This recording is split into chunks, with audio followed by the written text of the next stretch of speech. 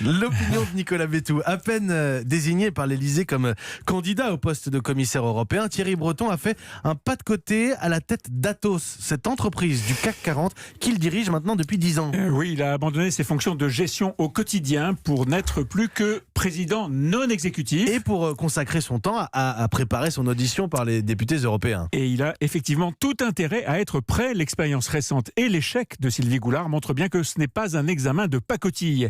Et tout indique que Thierry Breton sera secoué par les députés européens qui vont l'auditionner. Bon, on aura bien sûr des attaques politiques, elles viendront de la gauche, qui cognent déjà sur cet ancien ministre de Jacques Chirac, soutien d'Alain Juppé puis d'Emmanuel Macron.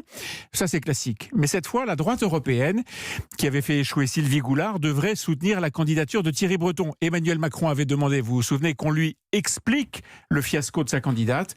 Eh bien, je suis sûr que la leçon a été retenue et que le terrain a été mieux préparé avec la droite pour cet homme de droite. Mais il y a aussi beaucoup d'attaques sur d'éventuels conflits d'intérêts. Oui, et c'est le point le plus dangereux. L'Élysée explique que Thierry Breton a l'habitude et qu'il saura se dessaisir des dossiers sur lesquels il a travaillé en tant qu'industriel. Bon, espérons, parce que si on regarde bien cet aspect du sujet, on comprend que pour être parfaitement à l'abri de tout soupçon de conflit d'intérêts, il faudrait ne rien connaître au dossier dont on sera chargé. Si vous avez travaillé dans des industries numériques, par définition, vous serez suspecté de conflit d'intérêts lorsque vous traiterez ce type de dossier dans votre action politique.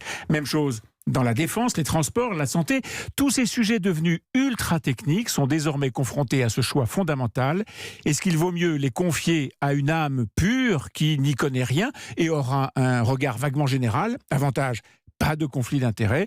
Ou est-ce qu'il faut prendre le risque, en l'encadrant bien sûr, de les confier à un vieux briscard qui maîtrise le sujet et qui pourra ainsi vraiment agir? Bon, à la façon dont vous présentez ce dilemme, Nicolas, on voit que c'est cette option que vous préférez. Oui, absolument.